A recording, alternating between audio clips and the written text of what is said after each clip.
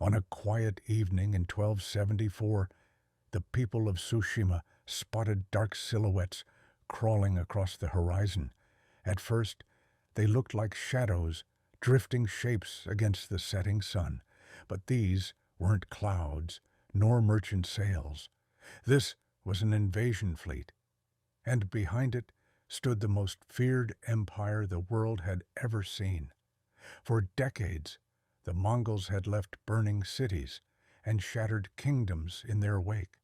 From the deserts of Persia to the frozen plains of Russia, from the steppes of Central Asia to the gates of China, no empire had survived their onslaught. Entire populations were erased. Cities that had stood for centuries were reduced to ash. And now, those same horsemen were headed straight for Japan. The question wasn't just whether Japan could survive. It was whether anyone could stand against the Mongol war machine. 6 years earlier, Kublai Khan, grandson of the infamous Genghis Khan and ruler of the Mongol Empire, had sent a message to Japan's leaders. On the surface, it looked like a plea for peace. He wrote of harmony, of sages teaching that the world was one family, of friendship between distant nations. But beneath the flowery words was an ultimatum: submit to Mongol authority or face destruction. The Kamakura shogunate, Japan's military government, read the letter and made their choice. They didn't reply. They didn't submit. They simply ignored it. That silence might have felt like defiance, but to Kublai Khan, it was an insult. And he was not a man who let insults go unanswered. That silence would come back to haunt them. The first to pay the price was Tsushima, a small island caught between Korea and Japan's mainland. Local governor So Sukekuni gathered just 80 mounted samurai and their retainers. They rode through forests and mountains until they reached the beach, where the horizon was now thick with Mongol ships. The samurai were fierce warriors, masters of the bow and sword, but their tactics had been shaped by centuries of ritualized duels and small skirmishes. They excelled at targeting individual enemies, picking them off one by one. At first, their arrows found marks. Mongol soldiers fell, and for a moment it seemed possible that courage could overcome numbers.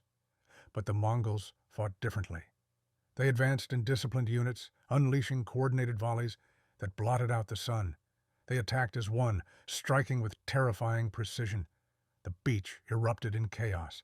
Samurai tried to grapple, to cut down foes in close combat, but they were swarmed.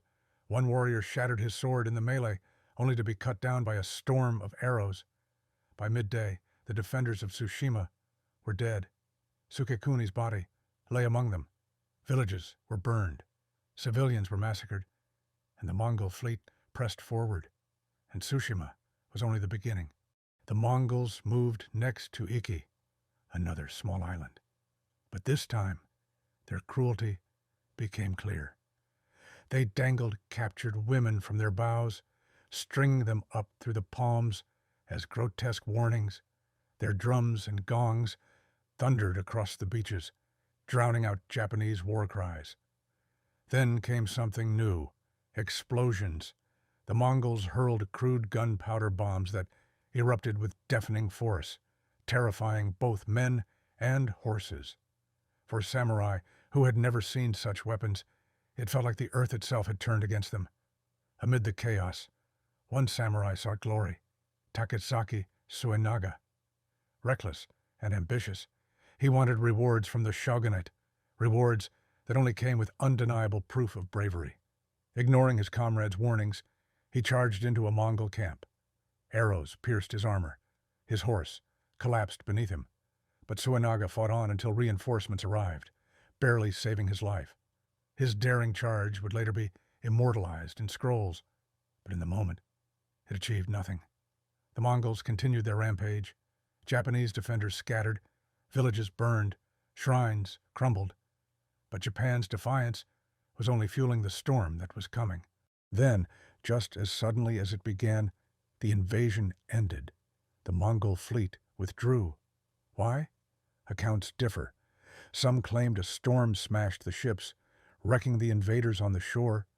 Others believed the Mongols simply retreated, realizing they lacked the manpower to occupy Japan. But for the Japanese, there was no doubt. It was divine intervention.